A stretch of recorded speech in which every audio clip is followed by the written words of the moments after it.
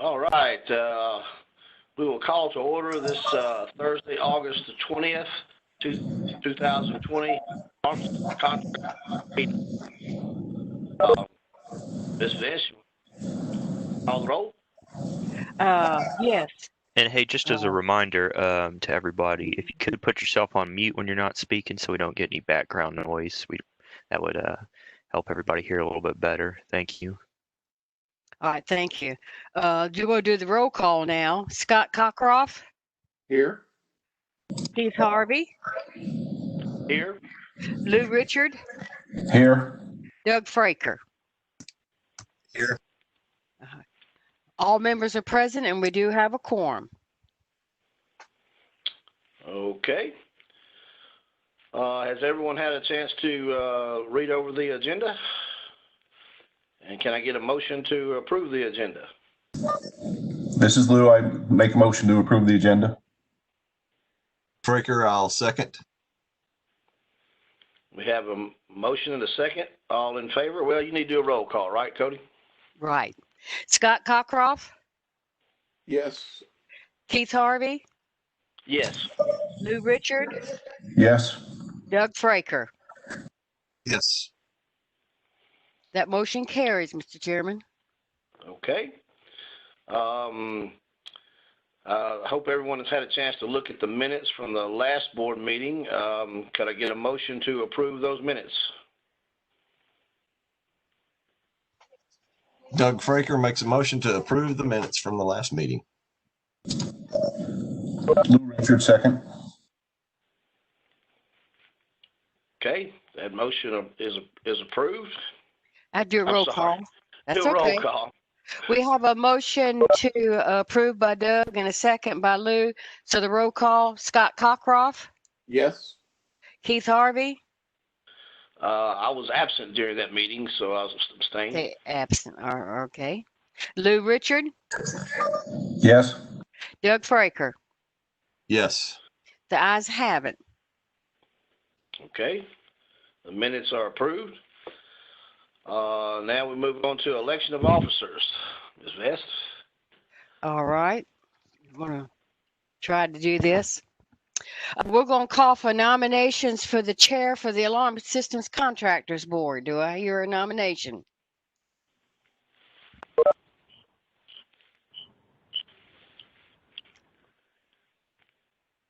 This is Scott. I would nominate Keith for chair. All right, that's Keith Harvey has been nominated by Scott Cockcroft for chair of the Alarm Systems Contractors Board. Do I hear a second? This is Lou, second. Lou Richard does a second. Are there any other nominations? If there's no other nomination, is there I need a motion to elect Keith Harvey as chair for the Alarm Systems Contractors Board. And a second. Doug Fraker, I'll make the motion to approve Keith Harvey. Second, that's Scott. All right, motion was made by Doug Fraker and second by Scott Cockcroft for the chair to be Keith Harvey. I'm going to do a roll call vote. Scott Cockcroft? Yes. Lou Richard? Yes. Doug Fraker? Yes. And Keith, will you accept this nomination? I will. All right. Congratulations. We do have a chair for our Alarm Systems Contractors Board, which is Keith Harvey. Thank you. All right. And now we need to have a vice chair. Do I have a nomination for that?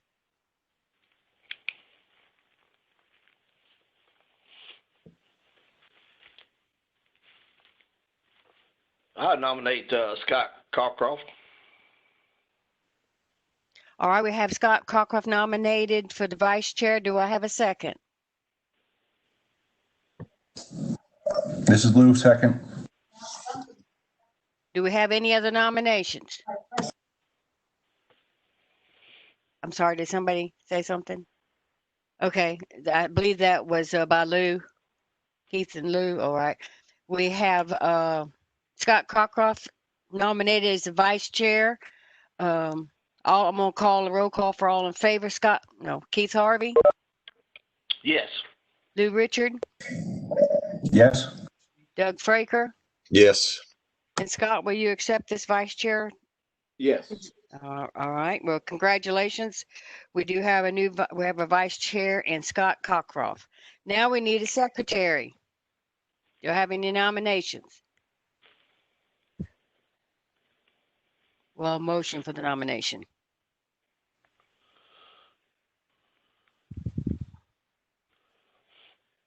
I would nominate Lou Richards for secretary. This is Scott. Scott Cockcroft. Do we have a second? Doug Fraker, I'll second. Do we have any other nominations? If not, I'll do a roll call vote on Lou Richard being the secretary for the Alarm Contractors Board. Scott Cockcroft, Yes. Keith Harvey, Yes. Doug Fraker. Yes. Lou, will you accept this position for secretary? Yes, I will. Well, thank you. You've just been nominated as the chair, so let me make sure I have this correct. We have Keith Harvey has been elected as the chair for the Alarm Systems Contractors Board. Scott Cockcroft has been voted as the vice chair for the board, and Lou Richard has been voted the secretary for the board. Congratulations, gentlemen. Thank you. Thank you. That was painless. And now I'll turn it back over to you, Mr. Chairman. All right, we'll move right along to our legal report. All right, thank you. Good morning. First case we have on this report, it's case number 20200333711. The summary is that the complainant stated the respondent was operating without a license. The respondent stated that it only provides security equipment and does not install or monitor security systems. The respondent advertises that its services are, quote, exclusively sold, set up, and supported by a national network of providers, end quote. The respondent also advertises that, quote, whether you are looking for a fire, theft, police, or medical protection, we are committed in making sure that the things that mean the most to you are protected 24/7, end quote. The respondent has been observed posting on social media about completed installations and sales online, and the respondent has advertised camera and security system installation as well as gate access control and smart home technologies. There's also evidence that the respondent has sold and installed a CCTV system, as we obtained a statement from another company who had a customer's equipment replaced by respondent, which was also evidenced by respondent's signature at the customer's location, signage at the customer's location, according to that company. Even if the respondent isn't actually performing installations as it states, there's sufficient evidence to show the respondent is at least holding itself out as an alarm contractor. Therefore, my recommendation was to authorize formal charges and to send a consent order with the civil penalty in the amount of $1,000 for engaging in unlicensed activity in violation of Tennessee Code Annotated, Section 6232-304A.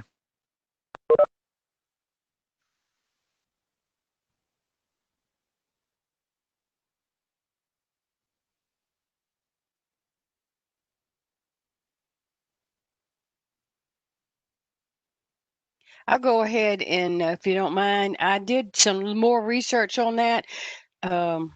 Jesse and I was able to find out that the gentleman did make application in 2018, but he didn't qualify at that time. Okay. So we had to close the file, and he told us he would reapply at a later date. Okay, that's what I had also, that we had a closed application, so we didn't have any licensure on him. Thank you, Cody. Right. Scott, I'll make a motion to concur with recommendations of our council to issue a civil penalty in the amount of $1,000.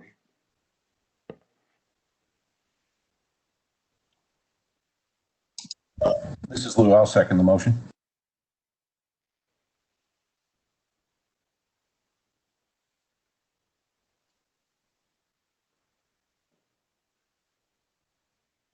Keith, you there? Yes. Yes. I'm sorry, I had it on mute. We have a motion and a second.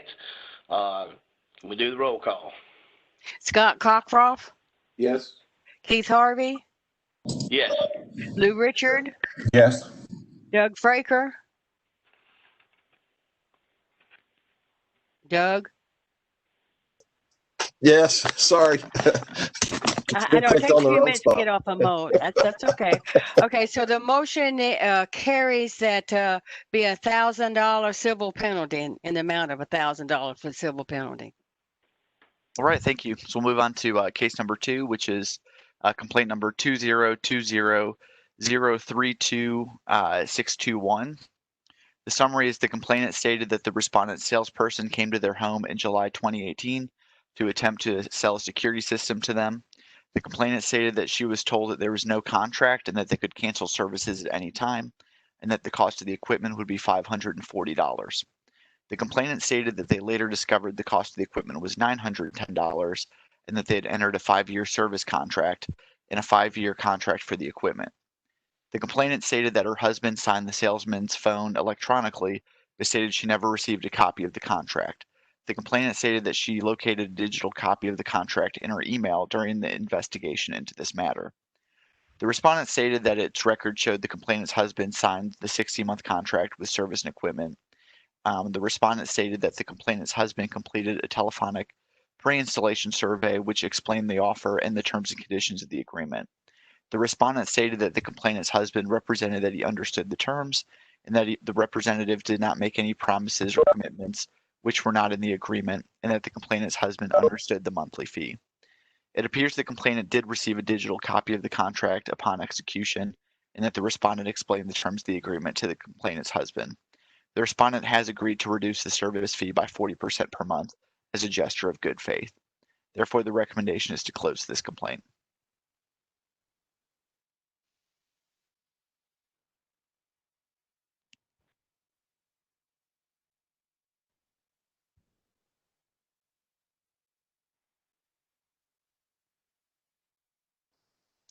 Keith, Oh, sorry. do we have a motion? Doug Fraker, I'll make a motion to concur with counsel and close this case. Second, Scott.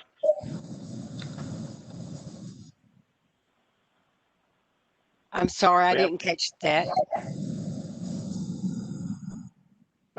This is Scott. I was second. Okay, we have a motion and a second. Get a roll call. Scott Cockcroft, Yes. Keith Harvey, Yes. Lou Richard, Yes. Doug Fraker. Yes. The motion carries to close the complaint. Okay, thank you. We'll move on to number 3. Number 3 and number 4 in this report actually are the same respondent, but it's two different complaints, two different complainants. So I'll start with number 3, which is complaint number 20200397781. The summary is the complainant stated that his father entered into a contract with the respondent in September 2019 under the misrepresentation that respondent was with the father's current alarm provider. The complainant stated that the father has been permanently disabled since 2010 and that the complainant handles the majority of his father's business affairs. The complainant stated that he was unable to provide his father complete advice over the phone and that the salesman represented to the complainant that he was with the father's current alarm company. The complainant stated that his mother tried to cancel service in September 2019, but that they received a bill for service in April or May of 2020. The respondent stated that it reviewed the pre and post installation interviews with the father and that the father verbally agreed that the respondent was not affiliated with his current alarm company. The respondent provided the recording of the call, which confirmed this. The respondent also stated that to the extent that the complainant could provide proof of power of attorney or other caretaking capacity for the father, the respondent would reconsider the contract. After that was provided, the respondent then contacted the complainant and had agreed to terminate the contract with the complainant's father. Therefore, the recommendation was to close.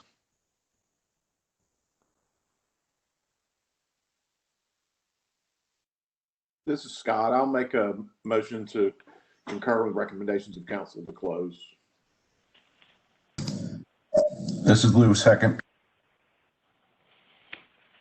We have a motion and a second. Can I get a roll call? Scott Cockcroft, Yes. excuse me, Keith Harvey, Yes. Lou Richard, Yes. Doug Fraker. Yes. The motion has been approved to close the complaint. Okay, thank you. So we'll move on to number 4. And like I said, this is the same respondent as the previous case. But this is complaint number 20200347771. The summary is that the board received a complaint against the respondent stating that it engaged in deceptive sales practices. The complainant provided the name and contact information of 4 individuals who had all previously been the clients of an alarm company not affiliated with the respondent. The complainant stated that the clients were all informed that either the respondent's representative was sent by the alarm company, that their alarm company was going out of business, that the respondent was buying out the alarm company, and or that their current alarm systems contract was expired and their alarm company sent them to update their system. The complaint appeared to have been made by these individuals' former alarm company after it had collected forms from them containing these allegations. The respondent provided recorded phone calls with each of the clients where the respondent's representative asked the clients, quote, "Do you understand that your former alarm company is in no way affiliated with, partnering with, merging, being purchased, or taken over by, nor a sister company of respondent," end quote. Each client answered affirmatively. The respondent also provided written contracts for 3 of the 4 clients, which specifically stated, quote, "I understand that respondent's representative is not affiliated with and is not a representative of my current alarm monitoring company," end quote. And, quote, "I acknowledge and agree that the representative at no time stated or implied that former alarm company has gone or is going out of business," end quote. The 4th contract did not specifically name the former alarm company, but contained similar affirmations. The respondent's president of sales interceded into our investigation and did not want our investigator to speak to the representative who worked with these clients, as he stated the documentation provided should be sufficient. Further, he did not think it was necessary to provide a written notarized statement for the company, as he stated that they had complied in sending the documents to us. The clients named in the complaint declined to assist our investigator or provide any statements on record or in writing regarding this case. Although some of them told the investigator that the respondent's representative had made the alleged statements indicated in the forms provided in the complaint, none would cooperate fully or make a written statement containing this information. Based on the information and documentation obtained, it appears that the respondent's representatives may have orally represented things to the clients that would constitute improper contact with clients. However, the alleged statements were directly denied in writing and phone conversations by these clients. Additionally, as these clients would not provide further written statements to us regarding what the respondent's representative said to them, all we truly have is documentation from these clients' former alarm company alleging that its competitor improperly took clients, rebutted by recorded calls and contracts between these clients, and the respondent appeared to disprove that allegation. Therefore, my recommendation was to do a letter of warning.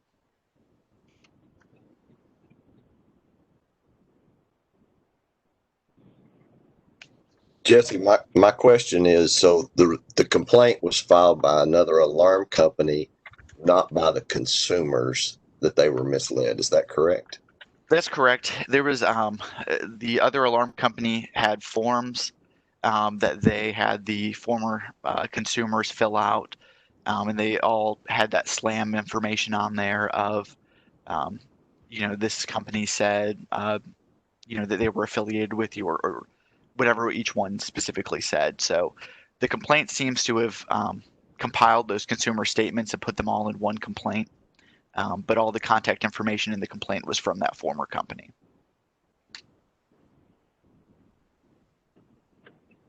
It seems concerning that they've had multiple complaints for the same thing. And it sounds like you're saying that even the consumers, at some point, agree to some of it. They say that even though maybe they bought into it along the way and agreed to a phone, conversation that they said they understood it at that point. It sure sounds like there was some deception somewhere along the way. I agree, and I think that's what was really unsettling with this case, because they filled out these forms, and when I talked to this officer for the respondent company, he had said that he had. You freaking idiot! Okay. When I had spoken to this individual with the officer with this respondent company, he had made statements that they had individuals with this complainant with this competitor previously making complaints in other states. You know, I think the problem is, even though the consumers have these forms they filled out for this former company, they made some oral statements to our investigator. We don't really have enough proof that if we had a hearing, I mean, I could subpoena these individuals and ask them under oath whether or not these deceptive statements were made. But the proof that we have, you know, seems to all be disproven by these contracts, you know, and these phone interviews. So that's why I wanted to do a letter of warning at the very least, so we have some type of paper trail, some type of warning. I'm very concerned, you know, that we've gotten multiple complaints that they're doing deceptive things. I'm concerned that we couldn't speak to this representative, and we couldn't even find his name. They wouldn't give us that name, and none of the consumers remembered it either. So based on, you know, we really poured into this investigation. We couldn't get much proof or enough proof, I guess, to show at a hearing that this happened. But I think a letter of warning, at the very least, would show something that we have in our file and that we could send to them to show that we're not just closing it outright. Have there been other complaints with this company? I don't know. It doesn't say that on here, does it? But I believe we have had some. I know they're a fairly large company, but I think we've closed them. We've gotten in the habit of only putting under the disciplinary history if we've had a consent order or a letter of warning, just to show that there's actual discipline. We're not showing if we've closed cases, but I believe we've had a few previously. I don't think it was with these allegations. I would have to go back and check, but I think we've had some other issues with maybe service fees or things to that effect. and it doesn't seem unreasonable for them to produce who the person was, that if it was, especially if it's the same person in all of the incidents, as well as we'd like to verify that the person making the sale was licensed. Right. I agree. And when I spoke to this officer, he was very, he didn't want to cooperate with us. And I told him, you know, his choice would be, because at that point, you know, our investigator was getting close to when his report would had to be finished. You know, I made it very clear that either he could cooperate with us, or if he didn't cooperate with us, that I would inform the board of that information. So I'm not sure why he didn't want to give us that individual's information. But that was another thing that we had brought up was, you know, we try to ensure that there's compliance with licensure as well.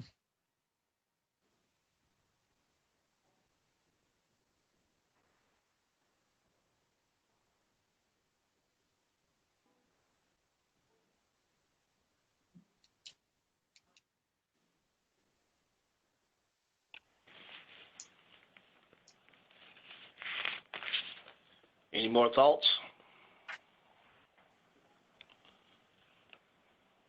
I don't have anything else. It doesn't sound like there's a whole lot we can do. I mean, we could ask Jesse to go back, I guess, and to try to push harder for that information. But it's just very frustrating. It seems to me like something went on there for sure. I agree. And that's, you know, I've asked this officer, we had multiple phone conversations, and he was very clear that he wasn't going to fully cooperate with us, that he felt like they had provided all the information that was necessary. It's unfortunate. You know, I was hoping that at least the consumers would have cooperated more with us. We really tried to push them to give us, you know, actual statements, but they didn't want to cooperate, and they, you know, said that they were satisfied with the services that they were receiving from the respondent.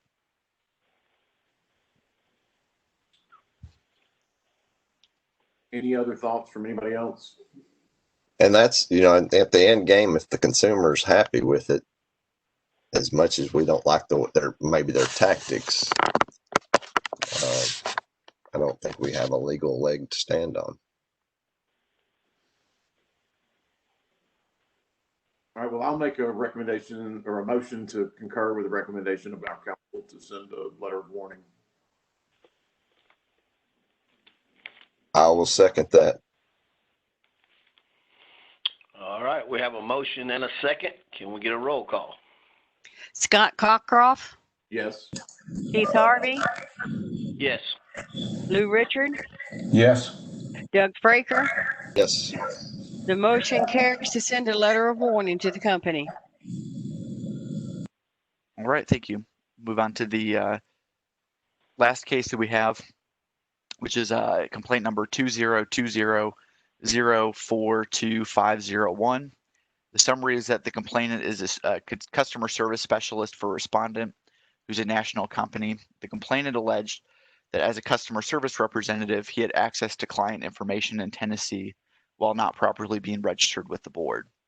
Respondent responded to this complaint by stating it undertook an internal audit of its procedures.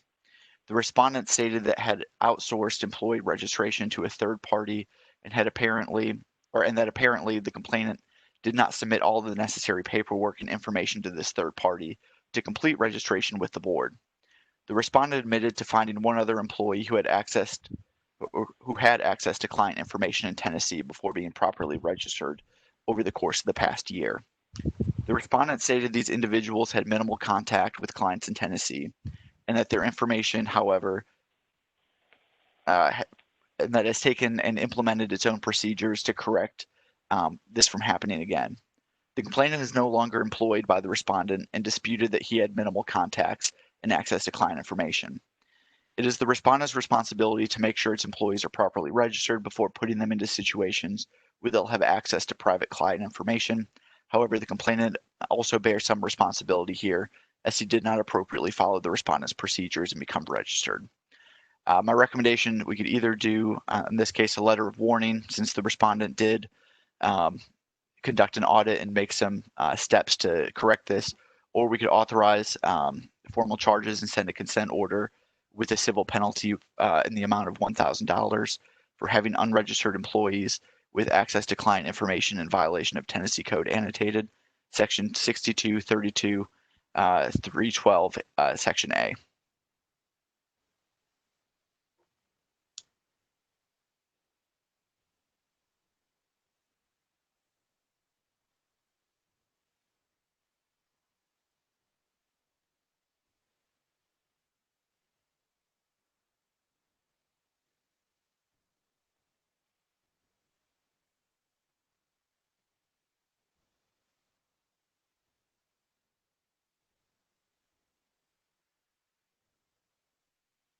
I'm confused on one thing. At the end there, you state that complainant also bears some responsibility.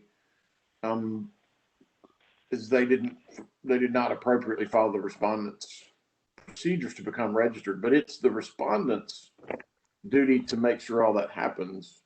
That's correct. And I guess, I mean, more so it's their responsibility as an employee, not necessarily with the board.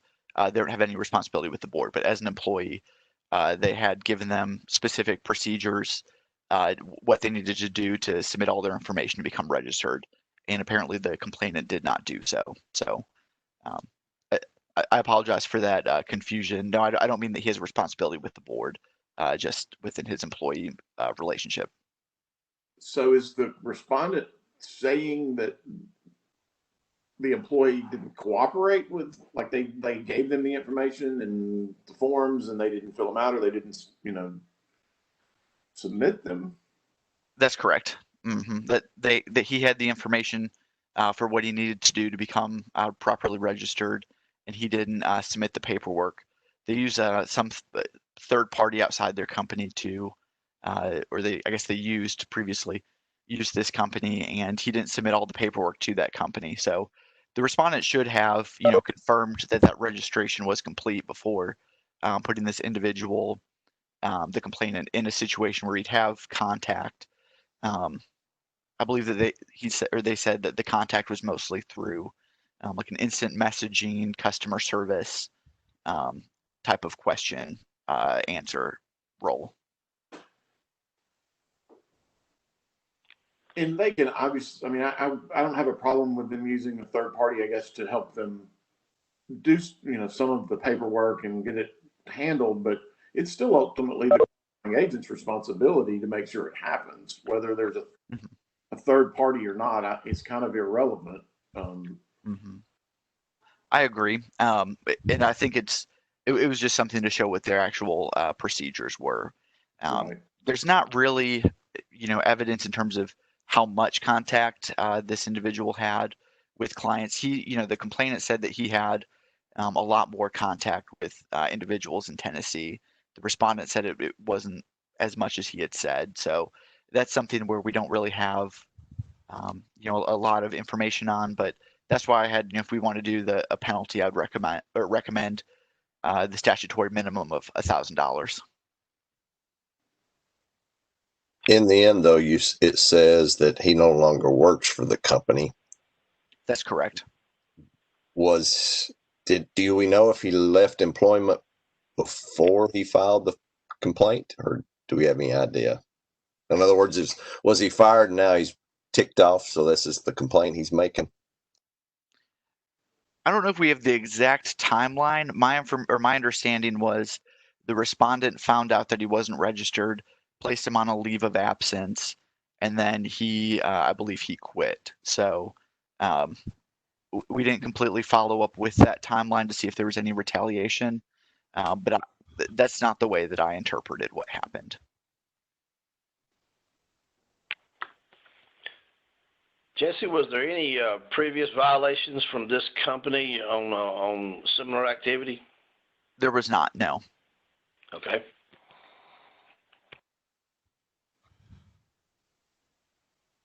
I'm going to make the recommendation that we just do a letter of warning that to verify that they have registered their employees before they receive critical information.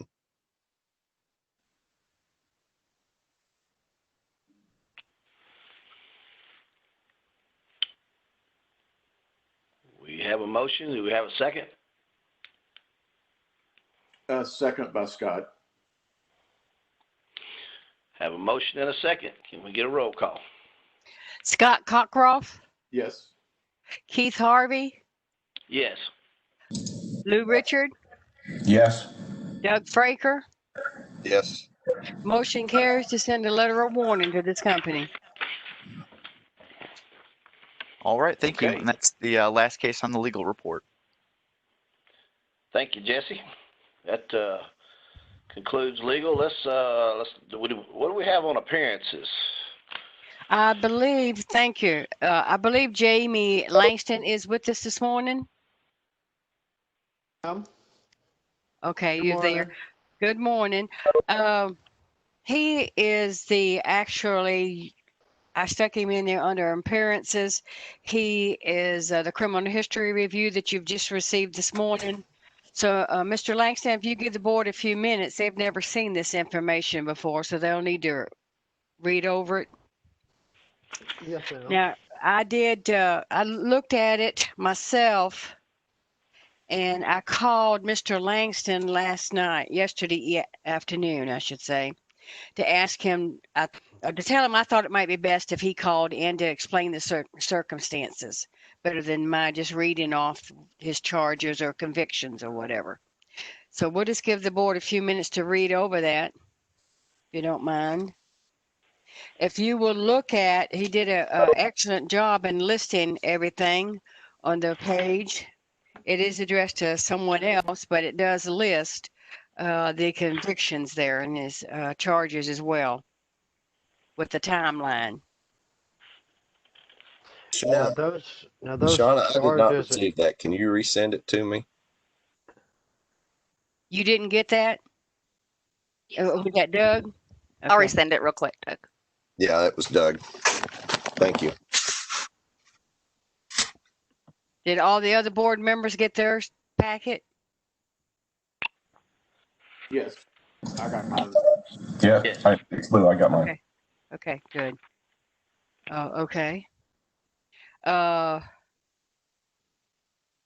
This gentleman is going to be, if I'm not mistaken, a salesperson with the alarm company. A alarm company.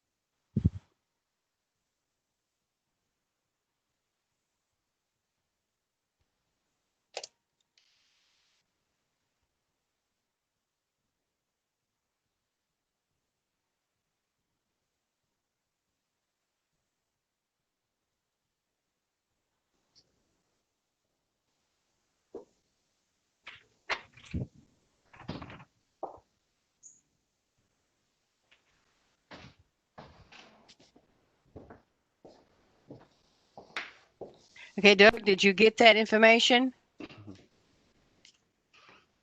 Give you a Yes, few more yes, I minutes to did. look it over. Okay. If you would, just go to that page. It's a whole lot easier if you just go to the page where he listed all the activity. Because there's quite a bit here for you to have to review. Yeah, I'm reading over it. Thank you. Okay, good.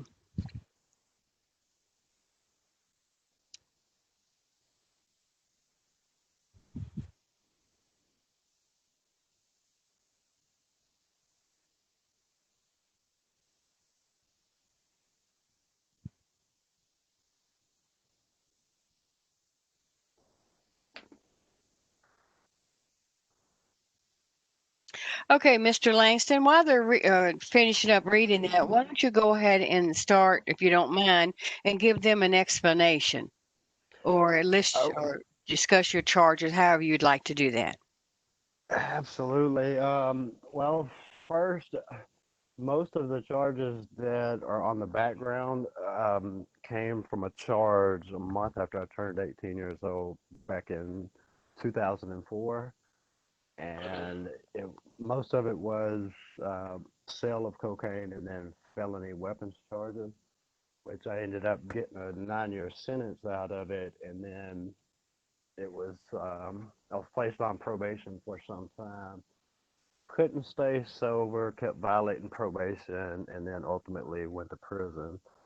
Um, I spent a couple of years in prison and then got out, continued to not stay sober for a period of time, which until 2018, I finally got engaged with a 12-step recovery program and have changed my life around quite a bit.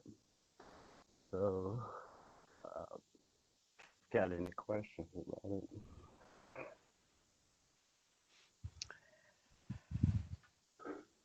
All right, thank you.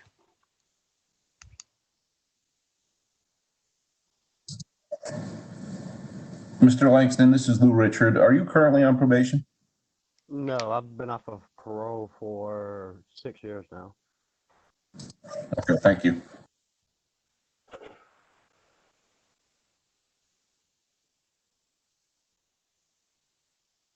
And the job that I applied for, it's not a full-time kind of gig for me. I currently own my own business, and it's kind of just another service to be able to offer people that I'm currently working with.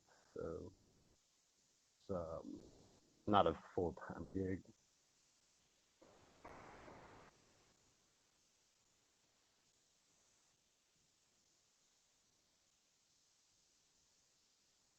So what is your full-time? You said this kind of ties in with that? Yeah, I've got a company that we work on residential doors, stain, clear coat, and install residential doors. It's something else just to offer people while I'm in the home, if they don't currently have an existing alarm system.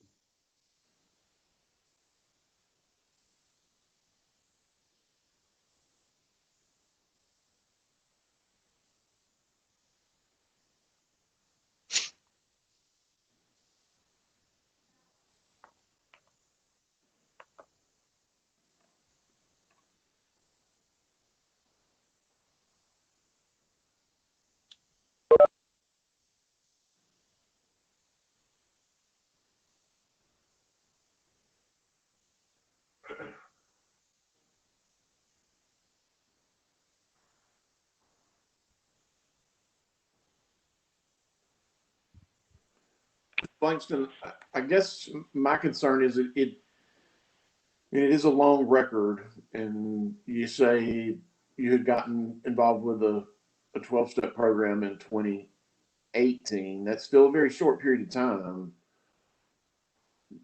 Can you tell us about yourself, or why you think things have changed, or what would be different this time? Well, I haven't been convicted of a crime in over 10 years now. I mean, I've been out of prison for 8. The charges are the original charges that I went to prison on were 16 years old. So it's, I mean, a lot has changed in 16 years. I've got kids. I own a business. Um, I've got a solid foundation in recovery. I mean,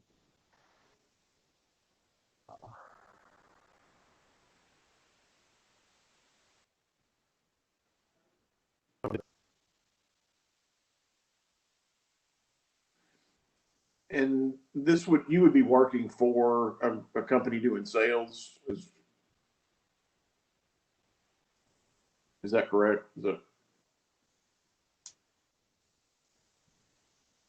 hello?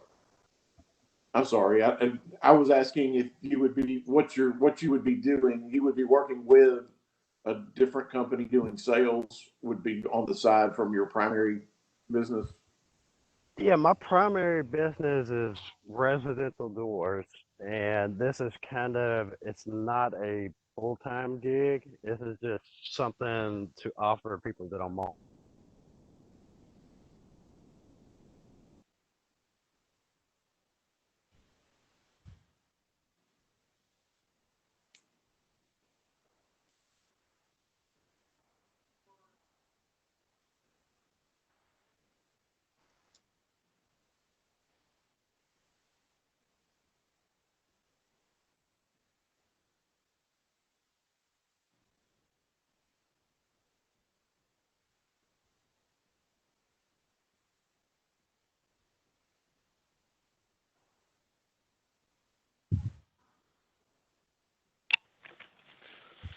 I realize there's a lot of information to look through here and a lot to think about. Has anybody got any other questions they want to talk about? Do we have anything from the qualifying agent or from the company?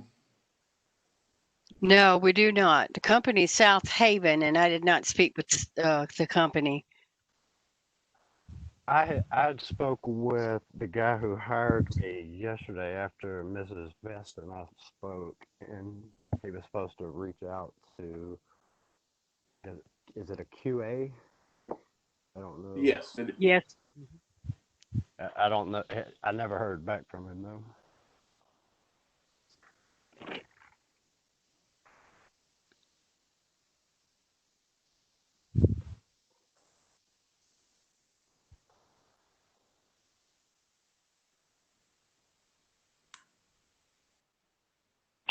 I think that would be something that would be really helpful in this case is to maybe hear from the employer or at least have a letter of recommendation or give us some more information to go on. I think we're just lacking a little information.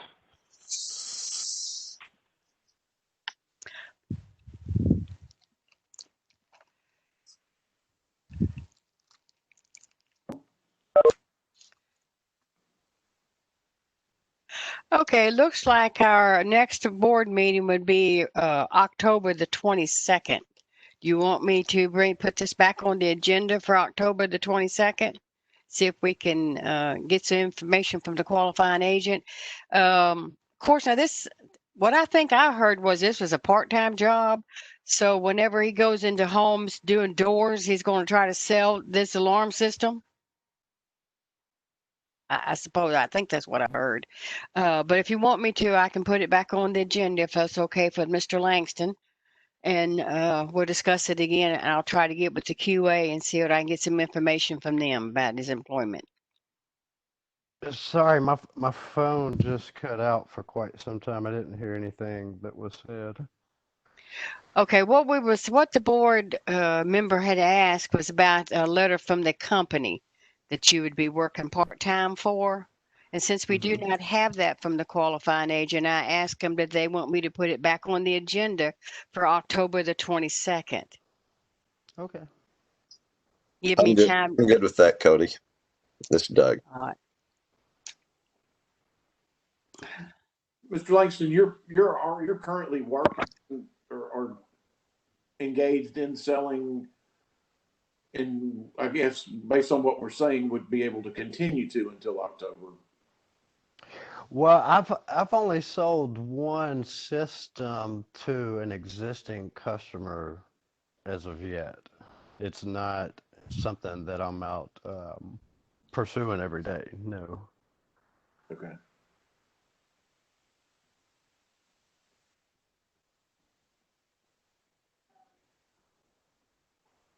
That's fine. It sounds like we're going to put it back on the agenda then for the next meeting.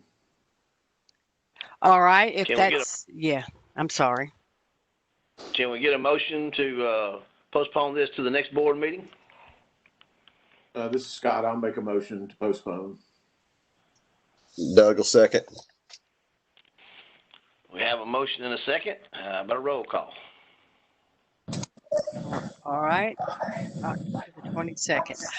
Scott Cockcroft, Yes. Keith Harvey, Yes. Lou Richard, Yes. Doug Fraker.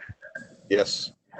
The motion carries for me to postpone this until the next board meeting on 10/22 to where we'll try to get information from his qualifying agent from the company that he's working part-time for. Okay, sounds good. I think we need to tell, somebody needs to mute their telephone a little bit. We got too much feedback there. I think we need to explain to Mr. Langston that he doesn't sell any systems. He's not an alarm contractor. He's not allowed to be selling any systems. Now, his door business, he has income doing that for his door, but he doesn't do anything in the alarm business. I understand. All right, good.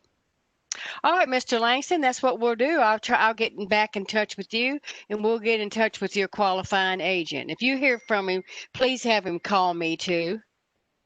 He actually just tried to call while we've been on this call, so Oh, yeah, okay. I will forward your information over to him.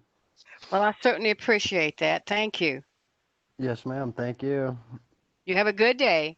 You do as well. Thank you. Bye. Bye. Okay, I guess we'll move along to administrative matters.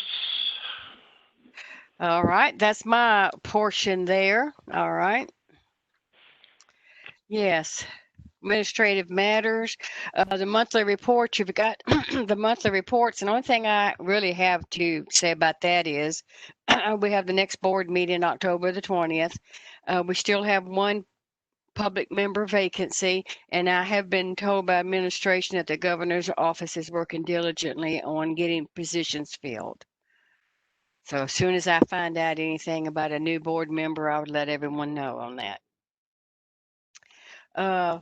We'll move right on to the fantastic news we have there concerning our budget. Everybody see that? Isn't that good? I think it is. I hope everybody's with me here, okay? I think it's awesome. We have, of course, been to the Hill, and the members have talked to us about having too much money. And I don't, for some reason, have that in front of my fingertips right this minute. Oh, here it is. I'm sorry. I had moved my paperwork. And we've, like I said, they've told us we've ended up with too much money that's going into reserves. Well, this year, now bear in mind, this is the first report that I have from June. And normally at year end, I will be getting 3 or 4 different ones until the final one comes out. But right now, you're ending with $43,610. We normally would end with $500,000 or more, or something of that nature. But you can see if you go back up to your months starting with March and April. March wasn't too bad, a little bit better than February.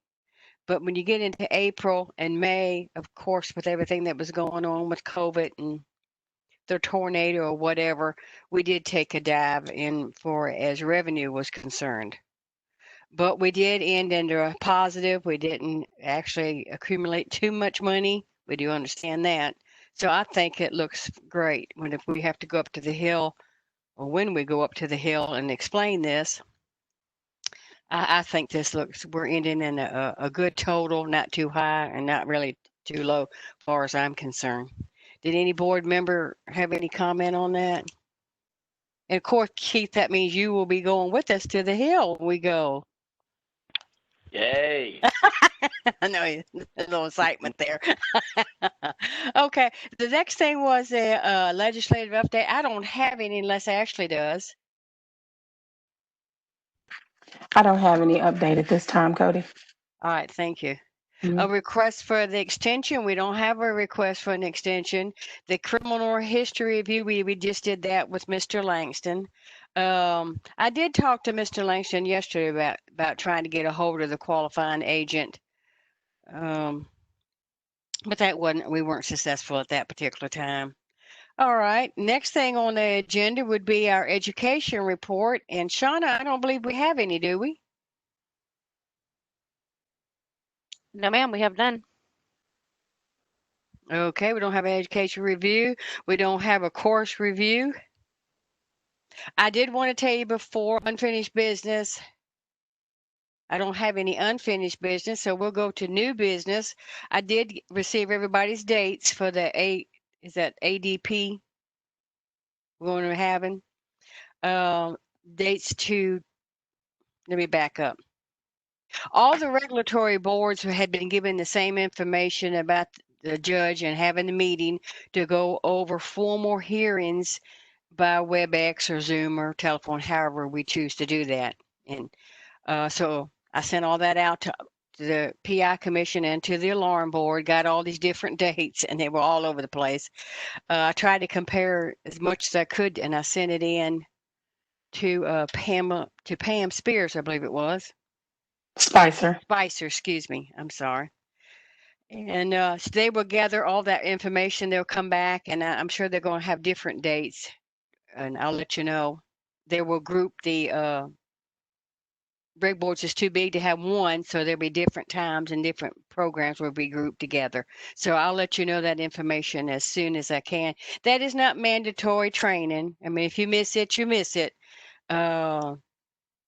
This board has not had a formal hearing in quite a while. So Yeah, it may be. I'm sorry, Cody. And just procedurally, even if you, like Cody said, it's not mandatory that you attend, but I would encourage that the board members try to attend at least one of those sessions. Like she said, it's been a while since the board had a formal hearing. Additionally, we have the consideration of doing a virtual hearing, and this particular training will be conducted by the judges from the Administrative Procedures Division. And so I think it'll be very informative for the board if they can attend.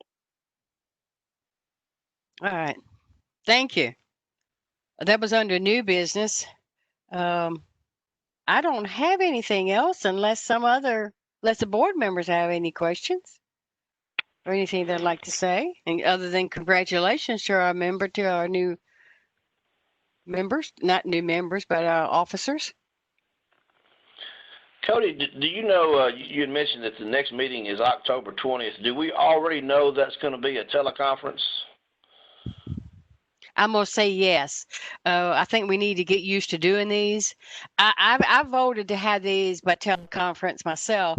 Now, formal hearing, I did ask that we do that in person, but this is what this training is going to be about. So that's really not going to be my decision. But October the 20th, yes, sir, I feel like that will be. We're probably looking at the end of the year doing these virtual like this through WebEx. Right. And just to chime in on the formal hearing, and Jesse, feel free to jump in if you find it necessary. I think that, we are trying to be open to having the hearings, whether they be in person or virtual. We don't want lack of being in the building to stop us from prosecuting these cases where necessary. And so we just want to have the training in place for the virtual hearings. But Jesse, I believe if you and the respondent, I guess, agree and the judge agrees to an in-person hearing, that can be accommodated as well. Is that correct? I believe so. I would say I've got multiple hearings set with one of my other boards coming up next month, and one of them was supposed to be in person. I'm not really sure exactly why we decided to do in person. It seems like each judge has a different preference, but another one of the judges was very quick to request that the respondent and I agree to do it virtually via WebEx. So it seems like it changes, judge to judge basically. But we're trying to be pretty flexible and accommodating. And luckily, I've done a few of these virtual hearings now, and they've gone really smoothly. So I don't anticipate any issues. The biggest problem, and what we'll see with a board hearing, is trying to get all the documents to the board members, as they're introduced. But we'll be able to do that probably via email. So unless we actually probably could have the whole board meet in person if that was something that we wanted to do. We could have the board in person, and I could hand documents to the board. Basically, we're just trying to be pretty flexible, and the judges have been very accommodating.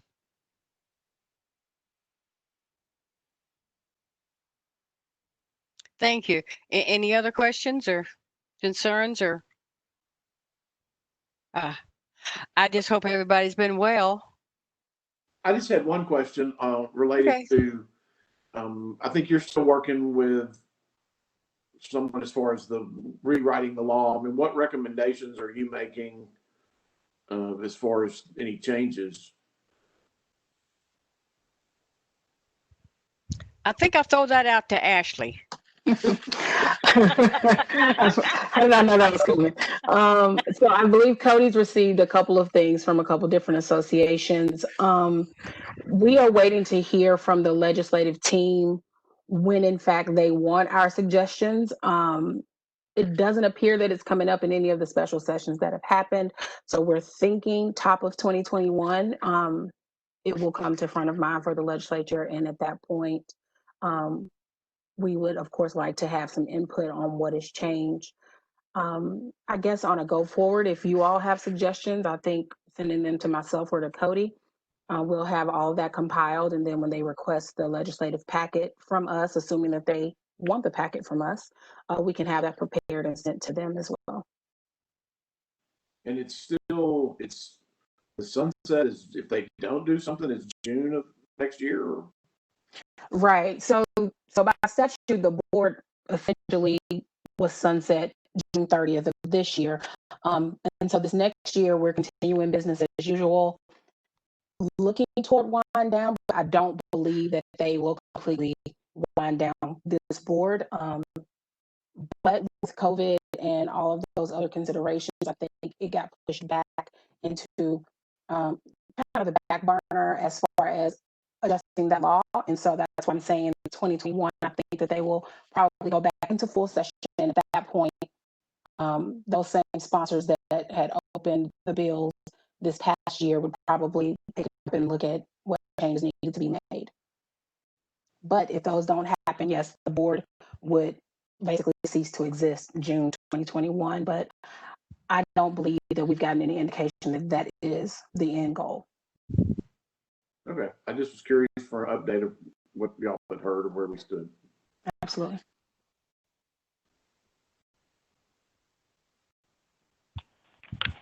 All right. Is there anything else anyone would like to discuss? Well, if not, we will call this meeting adjourned. We're going to have to do a roll call. Okay, let's roll call. All right. I'm doing a roll call to adjourn the meeting. Scott Cockcroft? Yes. Keith Harvey? Yes. Lou Richard? Yes. Doug Fraker? Yes. All right. The ayes have it. I believe we are adjourned, Mr. Chairman. All right. Thank y'all. Thank everyone. Okay. Thank everybody. Thanks. Stay Thank well. you. Talk to you soon. Bye-bye.